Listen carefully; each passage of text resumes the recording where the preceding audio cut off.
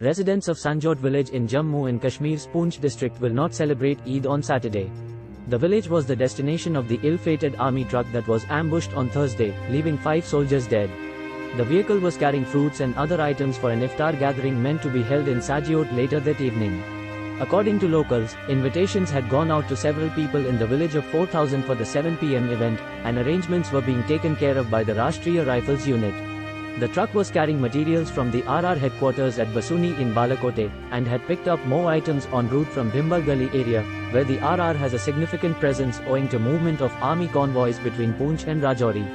Around 3 p.m., when the loaded vehicle crossed Tota Gully, and was just 7 to 8 kilometers short of its destination, unidentified terrorists who had already laid an ambush attacked it from multiple sides. When army troops and villagers from nearby Bhatta Durian reached the spot soon after the attack, what they found were the charred bodies of 5 soldiers, a 6th in a critical condition, and damaged fruits and edibles strewn around. Sarpanch of the Sanjot Panchayat, Muktiaz Khan, said he was among those invited for the iftar.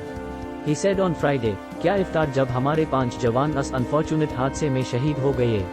Prime facie investigation into the Poonch attack in Jammu and Kashmir on Thursday, which led to the deaths of 5 Rashtriya Rifles Jawans, suggests the role of at least 7 Lashkar-e-Taiba-led terrorists, officials aware of the matter said, as the Indian Army launched a manhunt for the suspects and National Investigation Agency, NIA, teams reached the site. This is the 4th incident in which the Indian Army has suffered casualties in the Poonch-Rajouri area. The spot is 7 kilometers from Bhimbar Gully at the line of control, LOC, with a thickly forested belt on the Indian side of the LOC that the terrorists are believed to have made use of to hide, spot and carry out the well-planned attack, people aware of the matter said. The intent, they added, could be to create fear ahead of G20 meetings slated in Jammu and Kashmir.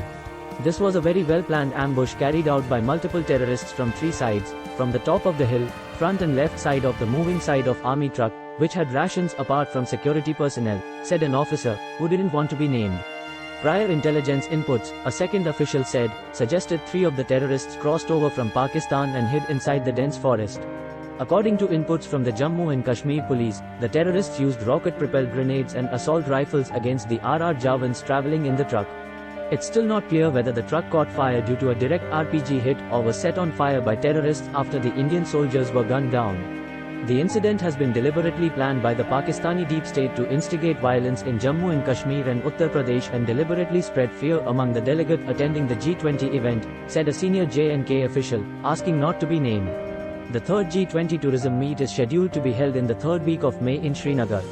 Pakistan has objected to New Delhi's decision to hold meetings in the Indian Union territories of Jammu and Kashmir and Ladakh.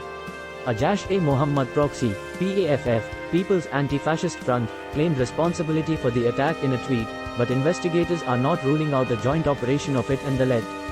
PAFF was banned by the Ministry of Home Affairs, MHA, on January 6 this year under the Unlawful Activities Prevention Act, UAPA. India has, at various international forums, called Pakistan as an epicenter of terrorism.